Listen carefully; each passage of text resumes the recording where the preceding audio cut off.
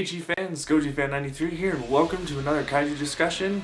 In this one, we will be discussing the Godzilla Millennium series. So from 1999 to 2004.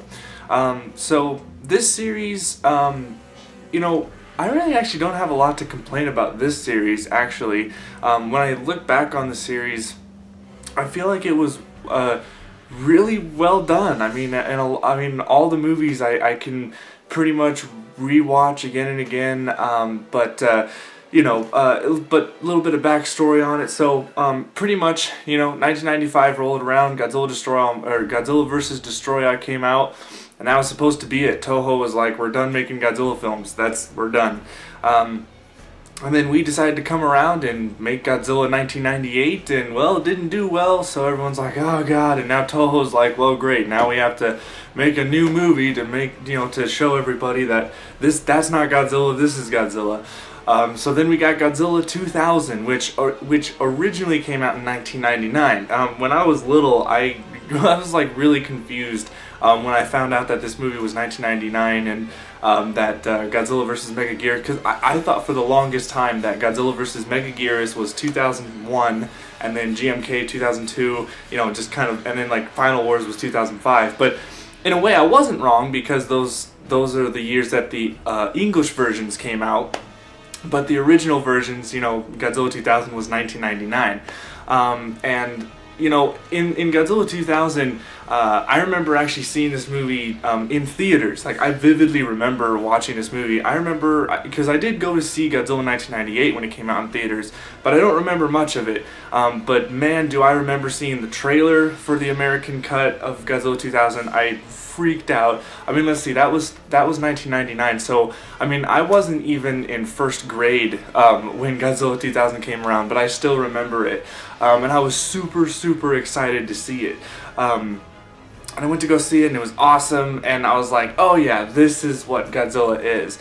And the one thing about Godzilla 2000 though is the production value is a little bit, it hasn't aged well, and I think that's because, one, the film was probably rushed to get it out there so that, American audiences could see what Godzilla really was. And this was also the first Godzilla film that kind of utilized CGI. Every Godzilla film before this, the Showa series and the Heisei, barely had CGI. The only special effect, like CGI computer generated stuff, was the beam effects and all that. But the explosions, the sparks, those were physically on the sets, all that stuff there.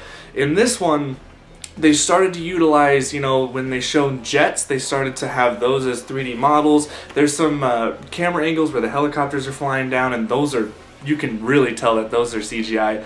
And then my biggest problem with Godzilla 2000 is the backdrops. A lot of the scenery was filmed on a blue screen. If you guys look at the behind the scenes of Godzilla 2000, they show the sets are just a green screen in the background. Like there's no more, like they did build sets, but it was a lot more green screen effects than like the blue sky backgrounds that they would always use on the sets.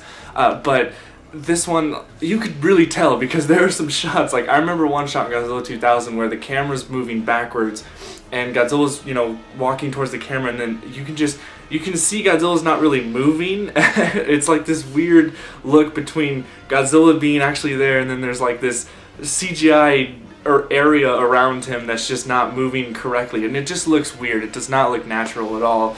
And then there are some parts when Godzilla, like explosions happen, and like Godzilla gets hit with like missiles or something, and those are CGI. But besides the physical effects though, Godzilla 2000 I feel was a magnificent film. I feel like it definitely brought Godzilla back to being what he was. Now, I'm not going to say Godzilla 2000 was as dark as 1984 or 1954, because this is one of the reboot films, also being a sequel to 1954. But I feel like this one, it kind of had a Heisei vibe to it, where Godzilla was somewhat of an anti-hero because of Orga showing it. And once again, we get an original monster, which is really cool. I love how they didn't bring back a character from the Heisei or show and they brought him into here. I love how they made a new character, and Orga is just freaking awesome. I love Orga. So, Godzilla 2000 overall I think was really good. And then they moved into Godzilla vs. Megaguirus, which that was Godzilla 2000 for Japan, but for us it was 2001. But Godzilla vs. Megaguirus, this was the film that I feel like Toho, this is what the Millennium series looks like when it comes to quality. The CGI was a little bit more improved. The film just looked way better than Godzilla 2000, especially if you guys watched it on the Blu-ray versions that just came out. It looks amazing. Even on the original DVD release of the 50th anniversary DVDs, even Godzilla vs. Megaguirus looks good on that, and that's just standard DVD. So Godzilla vs. Megaguirus is a really good looking film, and this is where the rest of the series looks really, really good. Godzilla 2000 is kind of the one that kind of sticks out, and Final Wars, and I'll get to Final Wars on its quality when I get to that. But Godzilla vs. Megaguirus, probably my least favorite in the in the Millennium series because of the because of Megaguirus. I'm not a big fan of Megaguirus. Never really have. I just have this thing with flying monsters, I guess, that I'm just not a big fan of. But the story in it, the characters in it, the music in it, I think is phenomenal. Now, I don't remember who the composer's name was, but this is a female composer, and I'll probably put her name right here so I can get her some credit. But she basically is like the next generation of Akira Ifukube, because Akira Ifukube did not do any music for the Millennium series, sadly, because he passed away before the Millennium series came about. I think he didn't. Well, no, actually, he didn't pass away, I think, before the Millennium series. If I did, I don't know if I got this wrong. I remember I think it was a little bit after Final Wars, I think, that he passed away. I don't remember. I'll put some kind of like words or something saying that when he actually passed away. But he did not compose any music for the Millennium series. Any Millennium film he was not a part of when it came to music, except for like the theme of Godzilla and all that stuff, but that was kind of like remastered and all that. So no new music from him, but this female composer, she did a phenomenal job on Megaguirus, and her music she was once again came back when it was Godzilla against Mechagodzilla and Tokyo SOS, that her music got brought back, and it was the same kind of theme, but it was kind of changed up a little bit.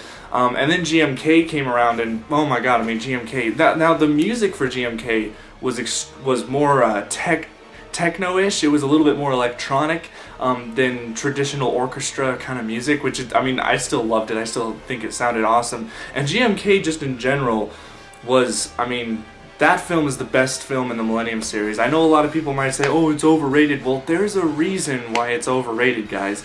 GMK is just, I mean, oh my god, it's my second favorite Godzilla film. If it wasn't for 1984, GMK would be my all-time favorite Godzilla film.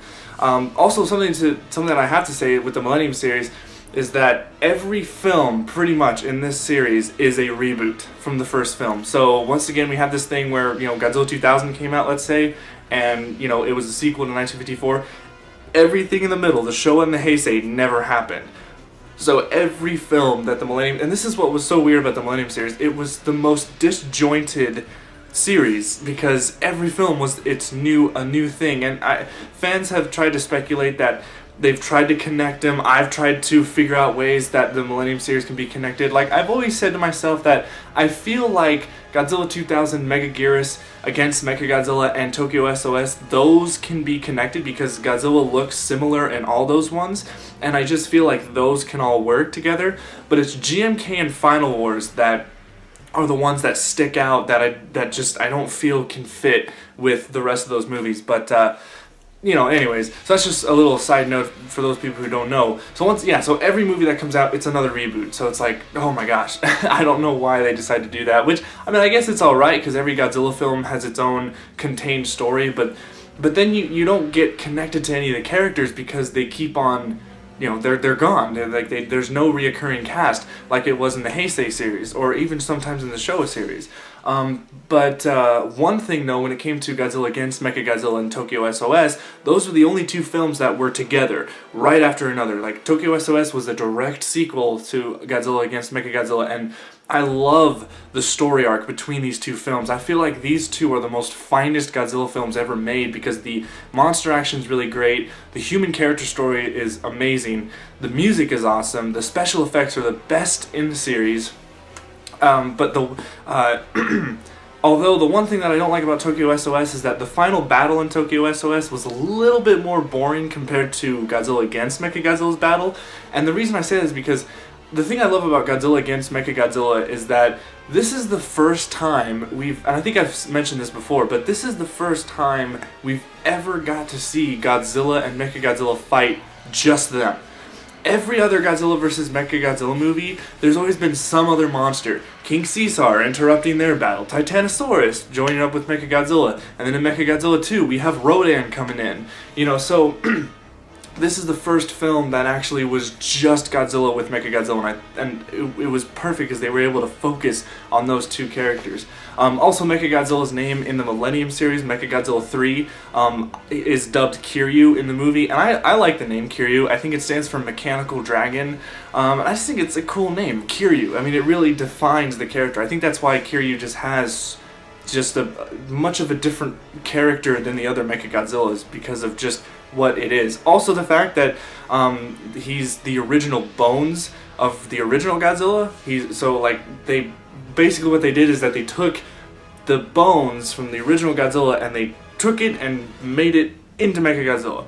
And it's like, whoa, okay then. And that's what's cool because it really gives the character dynamic because there's still a little bit of Godzilla's DNA or some past, he's still, it's like a cyborg pretty much. So that, the organic side of Godzilla is still in that robot somewhere. And then in the movie, they show that because when the new Godzilla, the one that he fights, when Godzilla does a roar, it kind of triggers Godzilla, the original Godzilla's like, oh, hey, I remember where I am or something like, it's science, and then Kiryu just goes on a rampage, just destroying everything, and that was awesome. I love that scene. Like, his eyes go red, and it's just like, I loved it.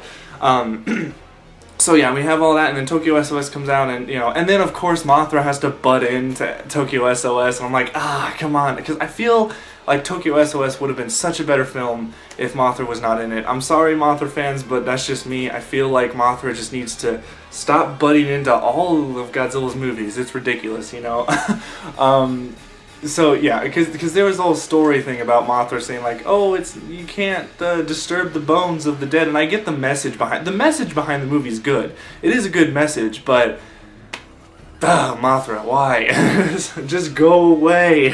So yeah, after Tokyo S comes out, then we have the 50th anniversary film, the heavily controversial split down the middle between the fan base, Godzilla Final Wars. You either love it or you hate it, and I'm on the side of loving it, even though I do have my gripes with it. You guys know I'm not going to go through a detail on this film because I've done a Kaiju discussion with Richie, so if you guys want to watch that, and I've reviewed the film 2 times, so you guys can go watch those videos to get my opinions on that film. But Godzilla Final Wars, now I was going to talk about the special effects with Godzilla Final Wars. This film definitely took a step back when it came to production quality.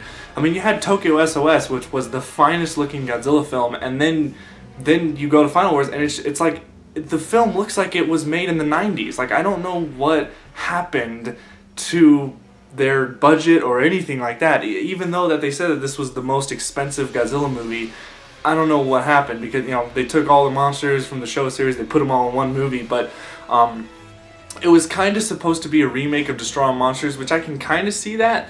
But then it also has some differences. It's not exactly like Destroy All Monsters, but I can see how people compare them. I mean, I compare them a lot, but I don't know. But the Exilians, I mean, the thing is I wasn't a big fan of the Showa Exilians, just because they were boring, bland, the monotone voice, the robotic acting that those characters had, and their outfits were just, even for the 60s, it was pretty dumb looking. Sorry Showa fans, but that's just, me. But then we have the Matrixy looking, Exilians, which, don't get me wrong, guys, it's really dumb. The new Exilians that were in Final War, they are dumb, okay? They're silly, it's cheesy, but here's the thing, I love it. I don't know why, it's just, it's just those characters were just so awesome. And you guys know that my favorite villain of all time in Godzilla is the ex-commander of the Exilians. I mean, that guy just, I cannot get enough of him. Like, every time he's on screen, I just love watching it. Like, oh man. So yeah, that character is just awesome. I cannot, nothing, he did no wrong in that film. Like, I loved everything about him.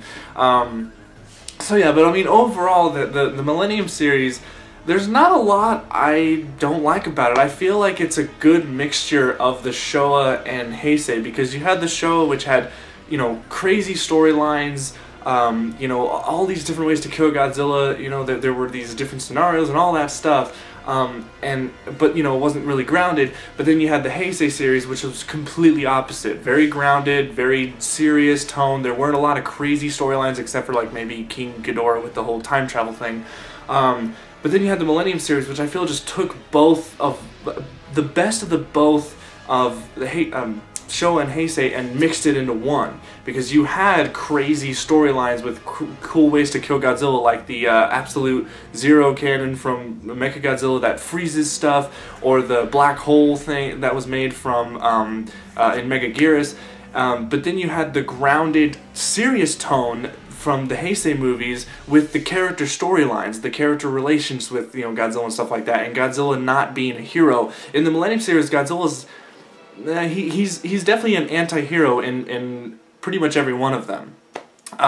So I feel like it just took the best of it. And when it came to the monster fights, it felt like to me at least, it felt like some Showa battles where it was just a lot of crazy action going on, rather than just like what it was in the Heisei series, where it was just a lot of beam fighting and just like, like a light show. But I mean, like, especially when Godzilla fought Megaguirus, there was a lot of physical fighting.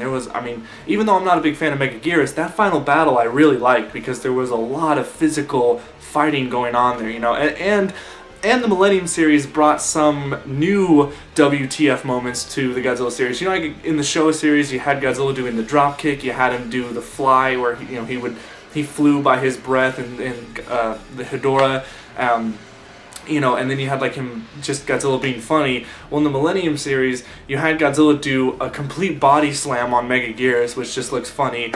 And then in Godzilla Final Wars, you have Godzilla doing a lot of funny things, like playing soccer or something with Anguirus, when Anguirus is spinning around, and Godzilla's like, whoa, like it's just a really funny battle. But it just felt Showa, and when it came to the battles. But then when it came to the human elements of it were very Heisei, with serious tones and really good messages and all that stuff. So I feel like it was a perfect mixture, and it was a series that I grew up with. The Heisei series, I feel like I was born into, but I didn't necessarily know about it, because I was 1993. There was only 2 more years left until the Heisei series was done, and I was still a little baby, so I didn't even know. But when Godzilla 2000 came out, I was at the age where I was consciously aware of Godzilla, and I grew up with the Millennium series. So the Millennium series is definitely my second favorite series in the whole franchise. So after talking about all the series, basically my top 3 of the Godzilla series, my number 3 is the Showa series, number 2 is Millennium, and my number 1 is Heisei. So now you guys have my opinions on all the series of Godzilla, and we'll see the next series is potentially the Legendary series from Warner Brothers and Legendary, but then Toho is making the other one in 2016, so maybe they'll make a new series of their own, and we'll wait to see what that's going to be called. So, but yeah, so that's it for me talking about all the Godzilla series. Next up, we'll be talking about the Gamera series, so we'll start that off with the Showa series, and yeah, that's pretty much it. So thank you guys so much for watching, and as always, stay big, G fans.